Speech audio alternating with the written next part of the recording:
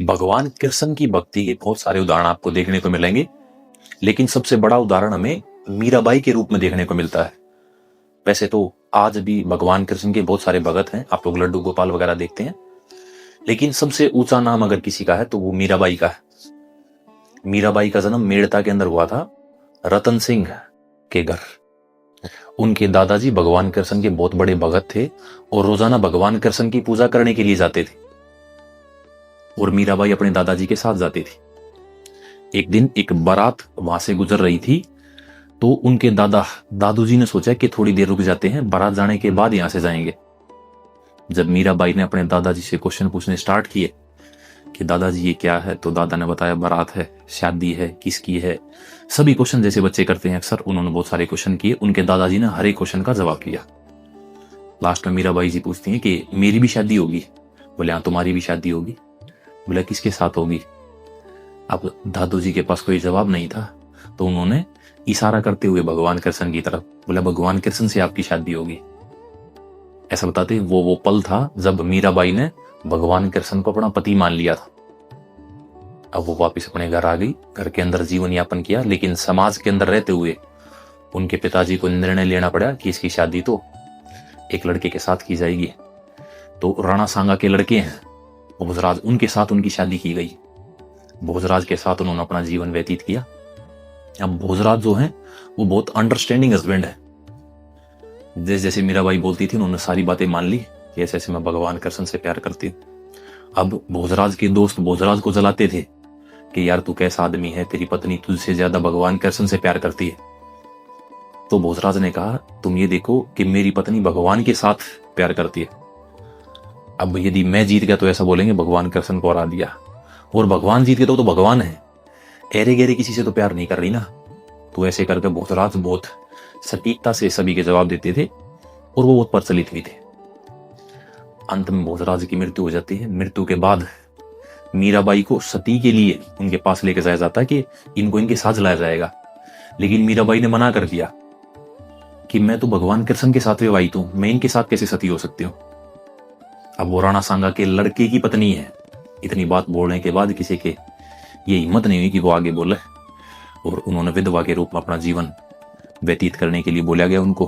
वो अपने महल के अंदर चली गई। अब थोड़े दिन गुजरते रहे, राणा सांगा के बाद बहुत सारे राजा आए। अंत में एक राजा आए, इनका नाम है विक्रमादित्य। वो मीराबाई से बहुत ज्यादा जलते थे। उन्होंने कई बार मीराबाई को मारने की कोशिश की, जहर का प्याला भी भेजा था कि मीराबाई पी ले और मर जाए, लेकिन मीराबाई भगवान कृष्ण के द्वारा प्रोटेक्ट की गई, बचाई गई। जब ये सब काम हुआ तो मीराबाई ने रैदास को अपना गुरु बना लिया। इस बात से पूरे दरबार के अंदर हाहाकार मच गया और उन्होंने मीराबाई को दरबार के अंदर बुलाया। मीराबाई को कहा गया कि आप एक तो विधवा, आपको घर से बाहर नहीं निकलना चाहिए, आप रानी हैं, आपको अदब से रहना चाहिए, और एक नीची जाति के आदमी को आपको अपना गुरु बनाया है और ये सरासर गलत है। तो मीराबाई ने जवाब दिया कि भगवान कृष्ण का यदि कोई मुझसे बड़ा भगत है मैं उसको गुरु मानती हूँ। जब ऐसा उन्होंने कहा तो उसको पता चल गया कि अब यहां हमारी बनेगी नहीं। इसी कारण मीराबाई उस जगह को छोड़ गए और अपने घर वापिस चली गई। वहां पर उनके कजन जयमल राजा बन चुके थे। जयमल और फत्ता दो भाई हैं, आप लोगों ने उनकी कहानी सुनी है। जयमल के पास पहुंची तो जयमल को सारी बातें बताई। जयमल ने कहा कि आप यहां रहो, भक्ति करो, हर एक चीज करो जो आपका मन करे, और भक्ति करना तो अच्छी बात है, ये रानियां भी करेंगी, दासियां भी करेंगी, सभी भक्ति करेंगी। और उनको घूमने के लिए बोल दिया कि आप जहां आपका मन करे आप वहां जाएं। मीराबाई सभी के साथ भगवान कृष्ण की अलग अलग जगहों पर जाकर उनकी पूजा आराधना करती थी। वो वृंदावन पहुंची तो वृंदावन के अंदर एक साधु रहते थे जिनका नाम है गोस्वामी रूपदास। मीराबाई ने पूजा करने के लिए गोस्वामी रूपदास को बुलाया, अपने कुछ शिष्य भेज दे कि जाओ एक बार बोलो कि पूजा करनी है। तो ऐसा बताते हैं गोस्वामी रूपदास ने मना कर दिया, बोला मैं किसी महिला की तरफ नहीं देखता और महिलाओं के लिए पूजा भी नहीं करता, मैं केवल पुरुषों के लिए पूजा करता हूं। अब गोस्वामी रूपदास ने जब ये बात बोली तो मीराबाई के दोनों सिपाही वापिस आए और उन्होंने मीराबाई को बताया कि उन्होंने ऐसा ऐसा बोला। तो मीराबाई ने जवाब देते हुए वापिस कहा कि भाई वो अपने आप को मर्द मानते हैं, बोला धरती पे कोई मर्द तो है ही नहीं, सभी महिलाएं हैं, मर्द केवल एक ही है, वो भगवान कृष्ण है।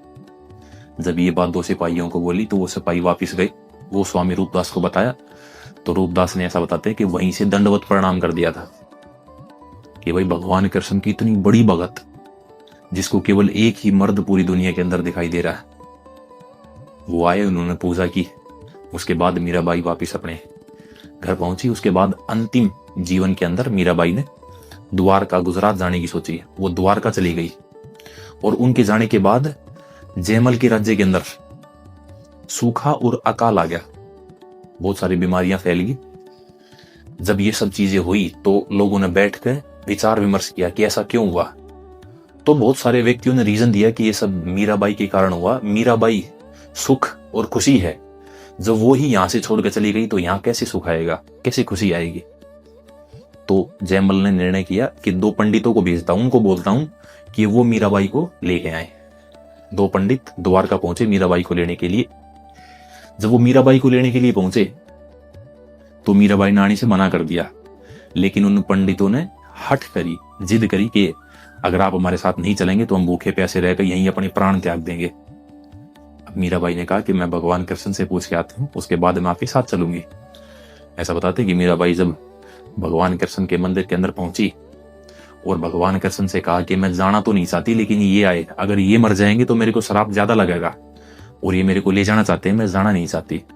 तो भगवान कृष्ण ने मीराबाई को अपनी मूर्ति के अंदर खींच लिया था।